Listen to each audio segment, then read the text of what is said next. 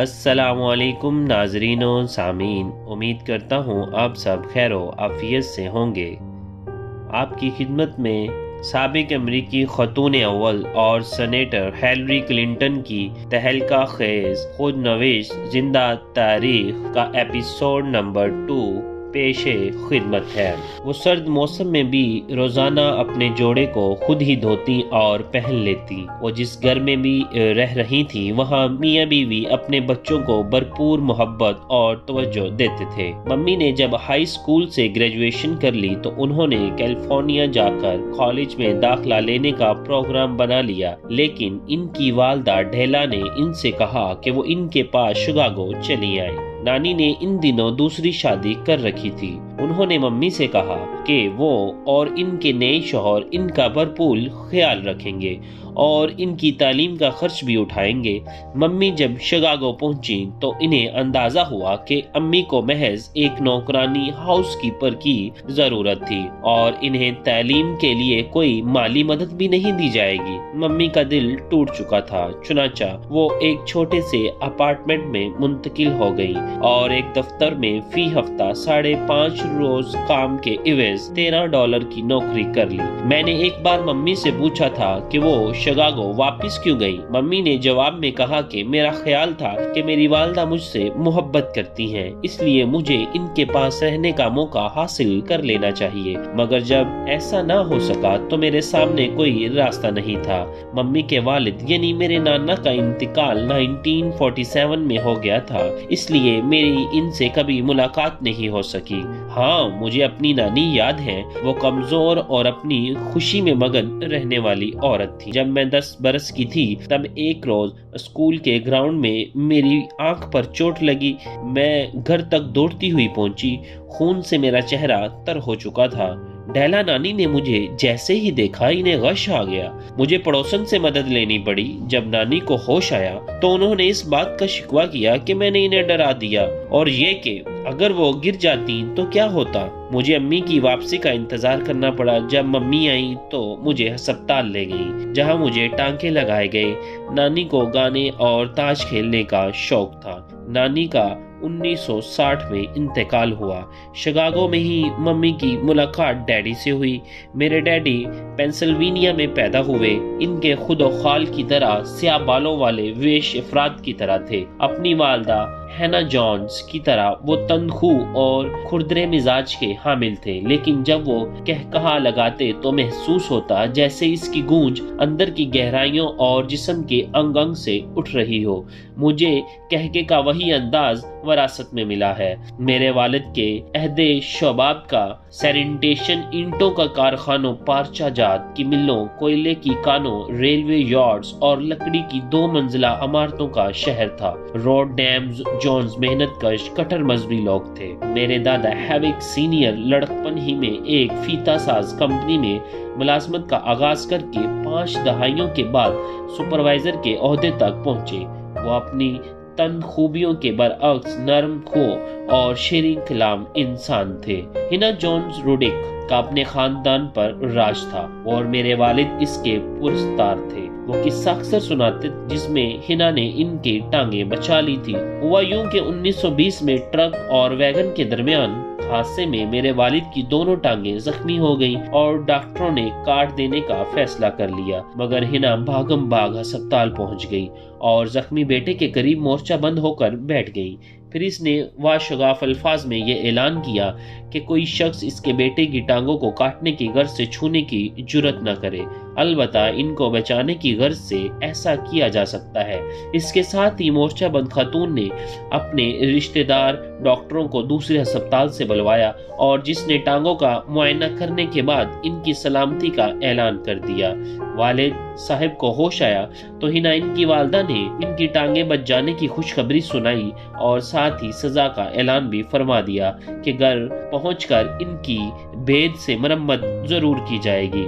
Authority کے بہرحال استعمال کی گئی یہ گھریلو داستان ہم نے بارہا سنی ہے۔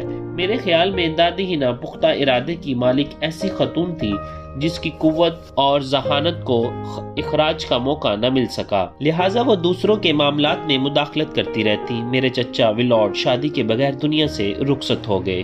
سب سے چھوٹے چچا رسل والدہ کے چہیتے تھے۔ انہوں نے بحیثیت ڈاکٹر کامیاب ازدواجی زندگی بسر کی، لیکن 1948 میں وہ بھی شدید ذہنی دباؤ کا شکار ہو گئے۔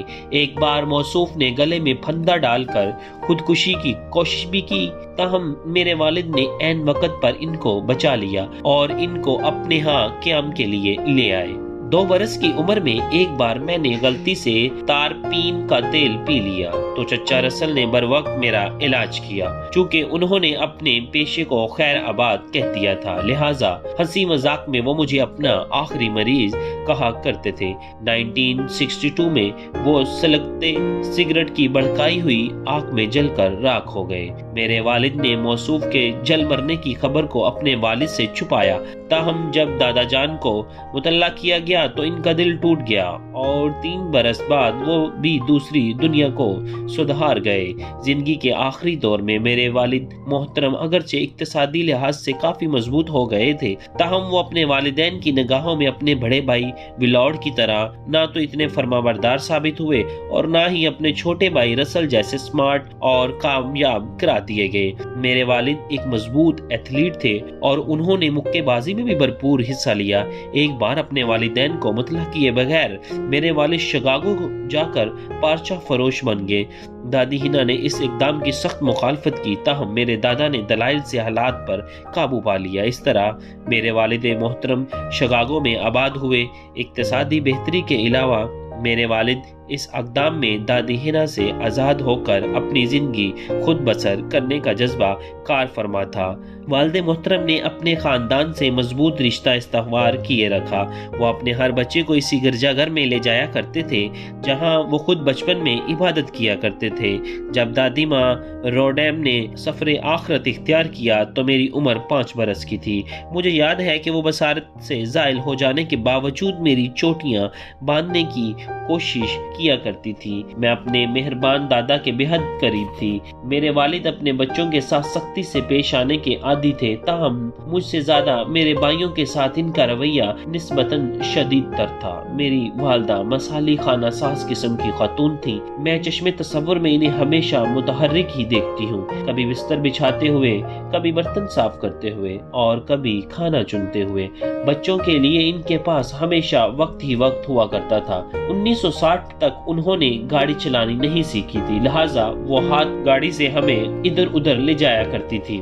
میرا بھائی نسبتاً زیادہ مہم جو واقعہ ہوا تھا۔ ایک بار اسی شوق کے ہاتھوں وہ برف کی گہرائی میں دفن ہو کر مرتے مرتے بچا۔ میری والدہ نے بر وقت جائے حادثہ پر پہنچ کر اس کی جان بچائی۔ آوارہ گردی کرتے کرتے جب وہ دور نکل جاتا تو اکثر پولیس اسے گھر تک پہنچاتی، لیکن عجیب بات یہ تھی کہ وہ پولیس کی گاڑی میں بیٹھنے کی بجائے پیدل چل کر گھر آتا، کیونکہ والدہ کا حکم تھا کہ اجنبی گاڑی میں قدم نہ رکھا جائے۔ میرا کتب بینی کا شوق بھی والدہ کی دین ہے، جو مجھے ہر ہفتے لائبریری لے جایا کرتی تھی۔ میں 5 برس کی تھی جب ہمارے گھر میں ٹی وی آیا، لیکن ہمیں زیادہ دیر تک ٹی وی دیکھنے کی اجازت نہ تھی۔ حساب کی تعلیم میں نے اپنے والد سے حاصل کی۔ میری والدہ بچوں سے ناروا سلوک اور نسلی امتیاز کے سخت خلاف تھی۔ ہمیں یہی سبق دیا گیا کہ ہم دوسرے بچوں سے ہرگز مختلف نہیں ہیں۔ میں اپنے والدین کے اقتدار پرستی کی کھینچا تانی میں پروان چڑھی، جس کا اظہار میرے سیاسی عقائد سے ہوتا ہے۔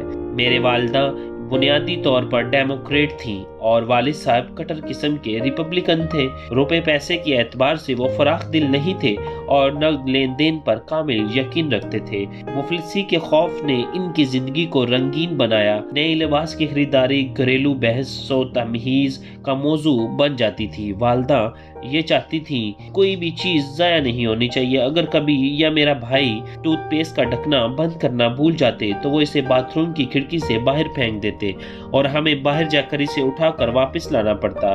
وہ ایسا اس لیے کرتے تھے تاکہ ہمیں یہ آگاہ کر سکیں کہ چیزوں کی قدر کیسے کی جاتی ہے۔ میرے والد سخت ضرور تھے، مگر وہ ہم سے محبت بھی بے انتہا کی کرتے تھے۔ وہ ہم لوگوں کو جیب خرچ نہیں دیتے تھے، اس لیے جب میں 13 برس کی ہوئی تو میں نے ایک پارک میں نگرانی والی ملازمت قبول کر لی۔ جب ہم پارک رج کے علاج میں منتقل ہوئے تو ایک روز ممی نے نوٹ کیا کہ میں باہر کھیلنے کے لیے نہیں جا رہی۔ انہوں نے مجھ سے پوچھا تو میں نے ان سے شکایت کی کہ دیگر بچے مجھے تنگ کرتے ہیں۔ ایک بار تو میں روتی ہوئی گھر واپس آئی تو انہوں نے پوچھا تو میں نے بتایا کہ سوزی نامی ایک لڑکی نے مجھے مارا ہے۔ اس پر ممی نے مجھے بڑے زور سے زناٹے دار تھپڑ رسید کیا۔ ابھی وہیں واپس جاؤ اور اگر اس بار سوزی تم کو مارے تو تمہیں اجازت ہے کہ تم بھی اس کو مارو۔ تمہیں اب اپنے پاؤں پر کھڑا ہو جانا چاہیے۔ اس گھر میں بزدلوں کے لیے کوئی جگہ نہیں۔ میں گھر سے باہر نکلی۔ ممی مجھے ڈائننگ روم کی کھڑکی سے دیکھ رہی تھیں۔ تھوڑی دیر بعد میں واپس آئی اور میں نے ممی سے کہا اب میں لڑکوں کے ساتھ بھی کھیل سکتی ہوں اور سوزی میری سہیلی بن جائے گی۔ سوزی واقعی میری دوست بن گئی اور آج بھی وہ میری دوست ہے۔ میں اسکول میں پڑھائی اور کھیل کے ہر معاملے میں آگے رہتی۔ شکر ہے کہ مجھے اسکول کے زمانے میں بھی اچھے اساتذہ ملے۔ 5ویں جماعت میں آنے تک اسکول میں میری شہرت ایک ٹام بوائے کی ہو چکی تھی جو لڑکوں کی کسی بھی شرارت کا منہ توڑ جواب دے سکتی تھی۔ اس لیے ہماری کلاس ٹیچر مسز کراس جب کلاس سے باہر جاتی تو مجھے کلاس کا خیال رکھنے کو کہہ جاتی۔ 6ٹھی جماعت کی ٹیچر ایلزبتھ کنگ ہمیں گرامر کی خوب مشق کراتی مگر وہ ہم میں تخلیقی جوہر پیدا کرنے کے لیے ہمیں خوب سوچنے اور لکھنے کو کہتی۔ میں نے انہی کے اکسانے پر اسائنمنٹ کے لیے پہلی اپنی خود نوشت لکھی تھی۔ وائٹ ہاؤس سے جانے کے بعد اسکول کے زمانے کی لکھی ہوئی خود نوشت مجھے پرانے کاغذات میں رکھی ہوئی مل گئی۔ اسے دوبارہ پڑھ کر میں اپنے ماضی کے دنوں میں لوٹ جاتی ہوں۔ انشاءاللہ اگلے ایپیسوڈ میں ڈیٹیل کے ساتھ آپ کو ہیلری کلنٹن کی داستان بیان کی جائے گی۔ خدا حافظ، اپنا خیال رکھیے گا۔